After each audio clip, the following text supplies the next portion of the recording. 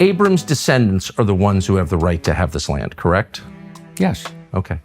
Why don't we do genetic testing on everybody in the land and find out who Abram's descendants are? It's really simple. We've cracked the human genome, we can do that. We've cracked the human genome, we can do that. We've cracked the human genome, we can do that. As for the Nazi thing, I was like, I really felt like we were just speaking so far past each other that we would never like come to, I was like, I don't even know what the hell you're talking about.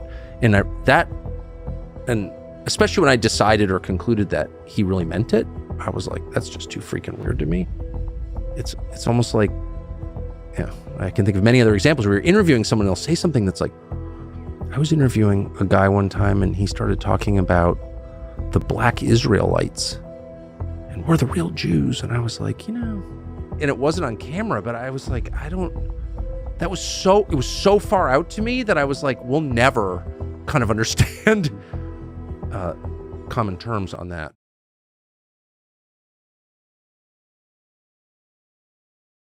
This is interesting. Very, very interesting. You just heard Tucker Carlson say, quote, I was interviewing a guy one time and he started talking about the black Israelites and we're the real Jews. And I was like, it wasn't on camera, but I was like, that was so far out to me that I was like, we'll never kind of understand common terms on that. Who was he referring to in that clip you just watched? Let me give you a hint. Listen closely. So you just came from Paris Fashion Week, you just landed, and the lanyard's still on from it, and there's a photograph on it. What is that? It's a photograph of a baby's ultrasound. Why is that? And that you designed that? Yes. Why? What does that mean? It just represents life. I'm pro-life. Boy, so you wear it on a badge. What kind of response do you get?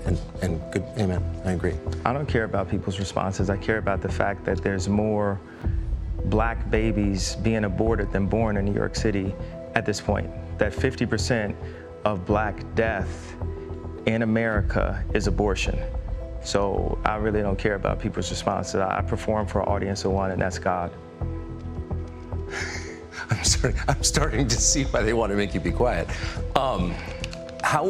When did you start to feel this way? When did you start to realize this? Why would Tucker Carlson say to Kanye West or Ye, I'm starting to see why they want to make you be quiet? Think about that. Ye made a number of provocative statements, but what was it that caused Tucker Carlson to respond that way? Now listen to the unaired leaked footage from that same interview. It provides clarity as to why Tucker made that comment. Planned Parenthood was made by Margaret Sanger, a known eugenics with the KKK, to control the Jew population. When I say Jew, I mean the 12 lost tribes of Judah, the blood of Christ, who the people known as the race black really are. Again, Ye said, quote, Planned Parenthood was by Margaret Sanger, a known eugenicist with the KKK, to control the Jew population. When I say Jew, I mean the 12 lost tribes of Judah, the blood of Christ, who the race, the people known as the race black really are. Now, before some of you rush to post emotional or hostile comments, pause for a moment and really listen to what Dr. Stephen Pidgeon, CEO of Sefer Publishing Group, the publisher of the Sefer translation of the Bible, has stated regarding the origins and intent of Planned Parenthood.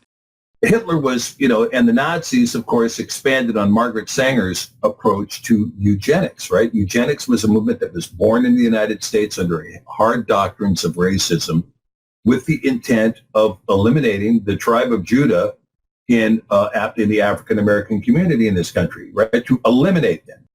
Let his words settle in. He did not stutter. He did not hesitate. He stated plainly, quote, Hitler and the Nazis expanded on Margaret Sanger's approach to eugenics. Eugenics was a movement born in the United States under hard doctrines of racism, with the intent to eliminate the tribe of Judah in the African-American community in this country, to eliminate them. Whether one agrees or disagrees, these are statements being made publicly by figures within religious and political spaces. Many of you through the lens of European supremacy and the framework handed down through the so-called Abrahamic faith traditions, Judaism, Catholicism, Christianity, and Islam. have been conditioned to accept very narrow definitions of who qualifies as the so-called true Jews. You may accept modern Arabs, you may accept modern Palestinians, most of whom trace lineage through centuries of Turkic Ottoman and Turkic Arab migrations.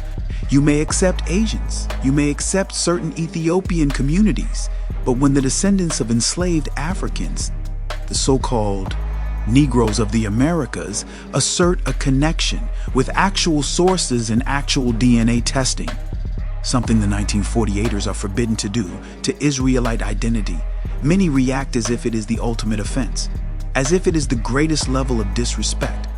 Why? That reaction itself is worth examining.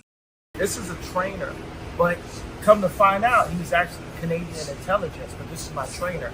So this shows you the kind of handlers that are around the superstars in California, right? So it says, I'm going to help you one of a couple ways. First, you and I sit down and have a loving and open conversation, but you don't use cuss words. And everything that is discussed is based in fact, and that's some crazy stuff that dumb friend of yours told you, or you saw in a tweet. Second option, I have you institutionalized again, where they medicate the crap out of you, and you go back to zombie land forever. Play date with the kids just won't be the same. This is the way a Hollywood trainer was talking to me to force me to go and apologize. You think about if Harley was part of intelligence, right? What kind of people you think are surrounding my kids? What kind of people you think are in that house? But very few people took that claim seriously. In fact, it was exactly the kind of thing a crazy person would say. My trainer drugged me into submission. He's trying to make me into a zombie. Right. Sure he did. Have another olanzapine shot, Kanye. You look tired. So that's where the story stood until the other day. Nobody believed Kanye West. Then West posted something remarkable on Twitter, which for some reason virtually all of American media ignored, which is odd because media outlets are not usually in the business of ignoring remarkable things, but they did. And what he posted was a picture of a text exchange that he had had with Harley Pasternak. Pasternak was explaining that West had better stop saying, quote, crazy stuff. In other words, he'd better get back on script, or else he would be severely punished. Quote, second option, if you don't shut up, quote, I have you institutionalized again, where they medicate the crap out of you and you go back to zombie land forever. Play date with the kids just won't be the same. Try if you can to imagine a more sinister threat than that, a more chilling threat than that. Do what I say or I will turn your brain to mush. I will destroy your relationship with your own children. I will send you back to, quote, zombie land forever. Effectively, I'll kill you. Now keep in mind, this is from West's, quote, trainer, not his physician. This is the guy he'd hired to help him do squats. A trainer? Really? Did they talk like that at your gym? Probably not. So what's going on here exactly? Well, according to his bio, Harley Pasternak, who is not denied writing these texts, once worked for the Canadian military, where he participated in experiments that measured the effect of various drugs on the human mind. Is that training relevant to this story? We don't know. We do know that based on this text exchange, which again, Harley Pasternak has not said is untrue or fake, on the basis of that, law enforcement agencies definitely ought to be looking very closely at Harley Pasternak, who, by the way, apparently has dozens of other celebrity clients, some of whom seem to be out there campaigning. Based on these texts, this looks like a crime. Why is no one investigating it? The fact that no one is investigating it tells you a lot. Regardless of how many of you may feel about Ye, you cannot deny that his words and actions triggered a noticeable shift in the public narrative surrounding the 1948ers. The real question is this: what did Ye say to Tucker Carlson off the record that caused such a dramatic shift? Was it simply the leaked footage that we all saw, or was there more said behind the scenes that never made it to the public? Whatever it was, something changed. Tucker Carlson went from downplaying the conversation, saying, I was interviewing a guy one time and he started talking about the black Israelites and we're the real Jews. And I was like, and it wasn't on camera, but I was like, it was so far out to me that I was like, we'll never kind of understand common terms on that. Now to publicly raising questions that he had never raised before. He moved from dismissing the claim as far out to suggesting that the Jewish community as we know it should participate in DNA testing to prove who they are. Abram's descendants are the ones who have the right to have this land, correct? Yes. Okay. Why don't we do genetic testing on everybody in the land and find out who Abram's descendants are? It's really simple. We've cracked the human genome. We can do that. Why don't we do that? Would you be against doing that? Not only did he raise his point in conversation with Mike Huckabee, but he also began questioning the legitimacy of Benjamin Netanyahu's bloodline. If Bibi's family, we know they lived in Eastern Europe. There's no evidence they ever lived here. He's not religious. But in what sense ancestrally, how do we know that? Do you have his family tree? No, we don't. Do you? When I show you what I'm about to show you, your mind will be blown. You're going to be blindsided. Every single Israeli prime minister has a fake name. Did you know that? I was just talking about Ben Gurion. Do you know what his original name is? It's Gruen. Gruen. He changed it to make it sound more Jewish and sound more Middle Eastern. Do you know what Netanyahu's real name is? It's not Netanyahu, it's Milkovsky. This story begins in October 1949, 1 year after Israel's formation. This is when Netanyahu was born, the second child of a historian. His paternal grandfather was a rabbi and a Zionist writer. His name was Nathan Milikowski. Later in life, he Hebraized his surname from Milikowski to Netanyahu, a name which means God has given. This is Yair Netanyahu's DNA test that has been leaked. You can see right there, his Y DNA is RM198. Descendants of RM198 come from Poland, Russia, Germany, and other European countries. Does this look Semitic to you? Does this look Middle Eastern? Maybe you will ask, who is Mr. Milikovisky? I did ask, and you told me, but I didn't know before. He is Benjamin Netanyahu. This is the real name. Prime Minister or President of Israel. The colonial settler state of Israel. I swear to God, go and look it up. You'll find Milkovsky. That's his real name. These are, remember what Israelis are. Israelis are European Jews. They don't come from Palestine, but they want you to make you believe. They want to make believe and make you believe that they come from this area, that they are indigenous to the land, that they're so Jewish, right? Even though they have no connection. So they changed the names. That is not a minor shift. The tone changed, the posture changed, and the framing changed. So again, what was said off camera, because something clearly moved the needle. Tell us more about your work and the coursework that you're doing, because you are a real advocate for this topic and why it's so important in the times we're living in. I appreciate it. I think the most important thing is like the if so what? So we've established that there are these individuals over here, but the next question is, what do we do about it? Is everyone's supposed to convert and come back to Israel? But if we think that way, there's really 100 million people around the world that have this Israelite identity.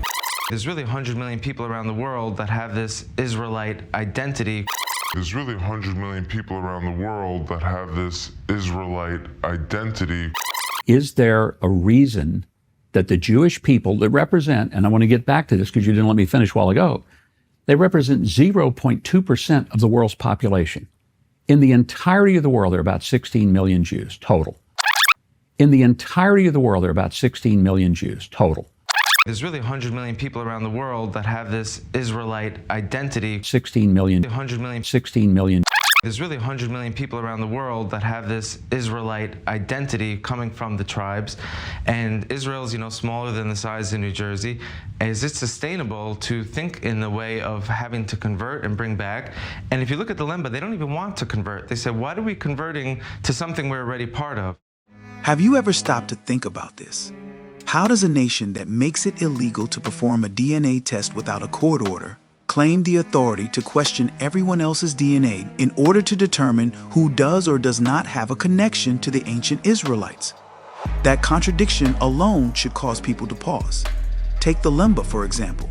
The Lemba of southern Africa have been studied for decades. Genetic research concluded that the men were determined to be descendants of Israel, and within that group of men, a percentage were identified as carrying markers associated with the Levitical priesthood line. My own DNA test results show that I am connected to the Lemba. Yet recognition, acceptance, and official acknowledgement have remained complicated and tightly controlled. Now, listen carefully to what the late Lemba elder, Cohen Hamandishi, explained regarding their experience.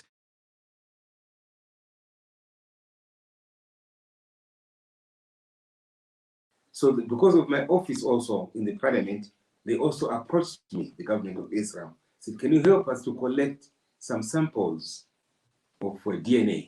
We want to do our own test because we are hearing about your claim that you are Jews, but we want to do our own test on you. So I told them that it's not easy to go and tell someone that I want to collect your blood. It's not easy. So no, we don't take blood. We take saliva. So oh, that's okay. So they sent me a kit from Tel Aviv. Then I collected some saliva, DNA samples.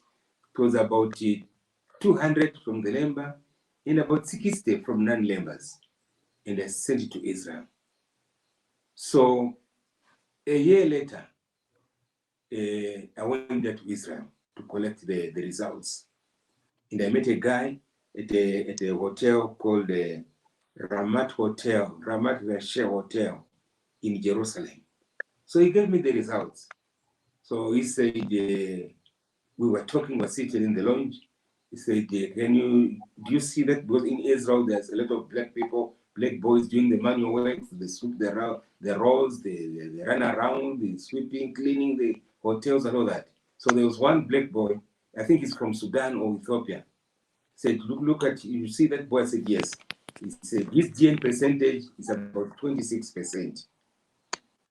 So he said, but with us here, if you look at me, I'm a Jew, but my percentage is 1.5%. That's my DNA percentage. But with those samples you sent to us, they know that the Lemba percentage is 70%, 70%. Not only that you are Jews, but that your blood is only found in the Levites. Not only in the Levites, but in the Kohanim, in the priests of Israel. So that's what he told me. Then I thought maybe he was going to give us an official something written that this is our findings.